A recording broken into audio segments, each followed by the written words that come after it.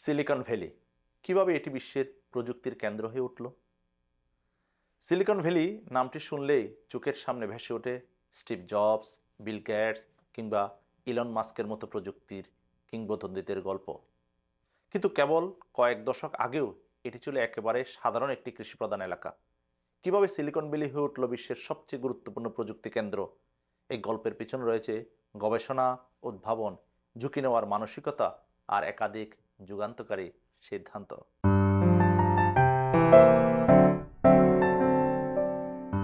1930 এবং 1940-এর দশকে সিলিকন ভ্যালির ভিত্তিপ্রস্তর স্থাপন শুরু হয়।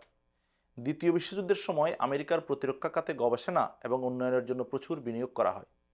স্ট্যানফোর্ড বিশ্ববিদ্যালয় এবং ক্যালিফোর্নিয়া ইউনিভার্সিটির মতো প্রতিষ্ঠানগুলো নতুন প্রযুক্তি উদ্ভাবনের জন্য এটিকে বেছে নেয়।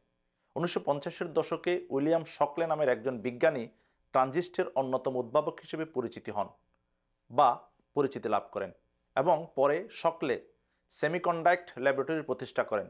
এখান থেকেই আধুনিক মাইক্রোচিপ শিল্পের সূচনা ঘটে। এরপর আসে সবচেয়ে গুরুত্বপূর্ণ ধাপ, ভেঞ্চার ক্যাপিটালের উত্থান। 1970-এর দশকে বিনিয়োগকারীরা নতুন প্রযুক্তি ব্যবসায় ঝুঁকি নিতে শুরু করেন।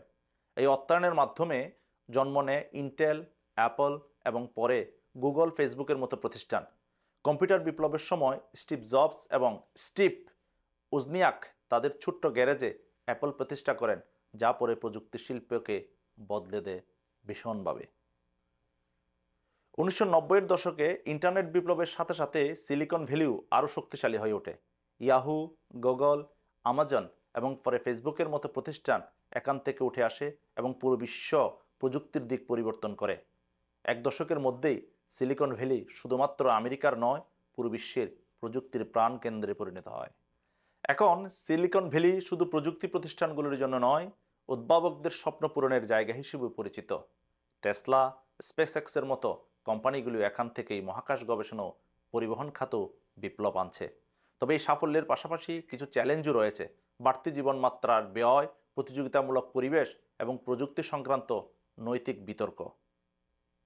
তবে একটি ব্যাপার স্পষ্ট, সিলিকন ভ্যালি কেবল প্রযুক্তির কেন্দ্র নয়, এটি এক ধরনের মনোভাব যেখানে উদ্ভাবন, ঝুঁকি এবং সাফল্যের সন্ধান একসাথে চলে এবং এই মানসিকতাই একে ভবিষ্যতের প্রযুক্তির অগ্রদূত হিসেবে গড়ে তুলতে সক্ষম করেছে।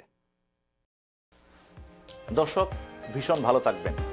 এ ধরনের গুরুত্বপূর্ণ তথ্য এবং ভিডিও পেতে আমার চ্যানেলটি লাইক, সাবস্ক্রাইব এবং শেয়ার দিন।